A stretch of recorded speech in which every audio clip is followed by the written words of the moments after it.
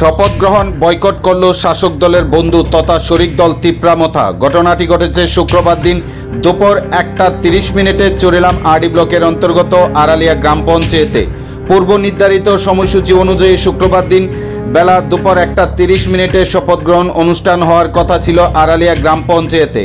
Panchayat officer সহ সবাই উপস্থিত ছিলেন আড়ালিয়া গ্রাম পঞ্চায়েত অফিসে। এই আড়ালিয়া এক গ্রামে পঞ্চায়েতে শপথ গ্রহণ অনুষ্ঠানে উপস্থিত ছিল আড়ালিয়া গ্রাম পঞ্চায়েতের নবনির্বাচিত পঞ্চায়েত সদস্যগণ। এদের মধ্যে রয়েছে তিপ্রামথা দলের ও নির্বাচিত 4 জন এবং অনুষ্ঠানে উপস্থিত ছিলেন তিপ্রামথা দলের নেতৃত্ব, সহকর্মী সমর্থকরা এবং উপস্থিত ছিলেন প্রচুর পরিমাণে বিজেপি কর্মী সমর্থকরাও।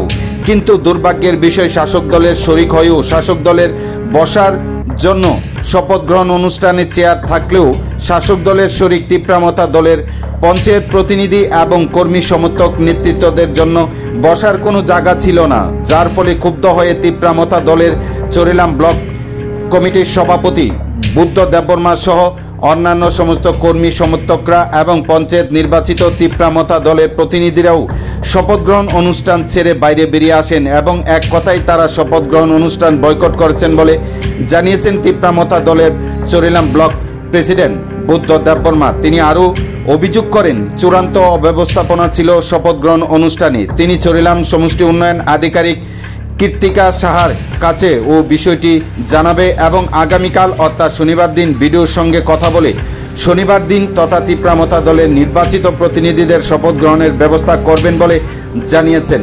শপথ গ্রহণ অনুষ্ঠান শুরু থেকে ছিল প্রধান উপপ্রধান এই সমস্ত বিষয় নিয়ে শাসকদের মধ্যেই দ্বন্দ্ব, কিন্তু শরিক তিপ্রামথা দলের মধ্যে তেমন কোনো দ্বন্দ্ব না থাকলেও একমাত্র শপথ গ্রহণ অনুষ্ঠানে চূড়ান্ত অব্যবস্থাপনার জন্য শপথ গ্রহণ অনুষ্ঠান আড়ালিয়া গ্রাম পঞ্চায়েতে শুক্রবার দিন দুপুর 1:30 বয়কট করল তিপ্রামথা দল।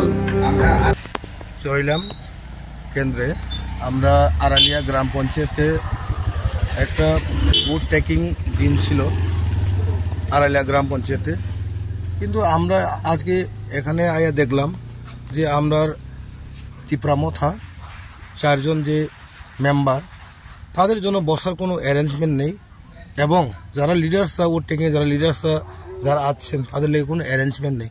খালি বিজেপির লোক এখানে বওয়ার জন্য এখানে চেয়ার এবং সব কিছু করছে। তো আমরা এখানে দেখলাম কোনো অ্যারেঞ্জমেন্ট নাই। তো আমরা এই ভোট টেকিং থেকে আমরা বের হয়ে আসলাম। আমরা এই পরের দিন আমরা ভিডিওকে আমরা এই টাইম দিয়ে আমরা নেক্সট টাইম নিয়ে আমরা শপথ গ্রহণ নিব।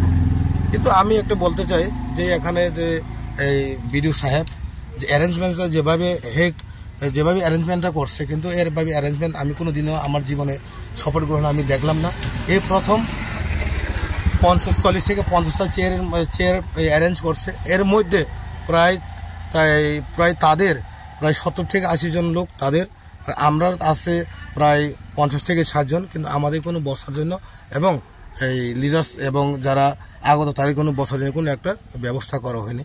তাই আমরা ভোট টেকিং আজকে নিব না, আমরা এই 1-2 দিনের পরে ভিডিওর সঙ্গে কথা বলে আমরা ডেট নিব।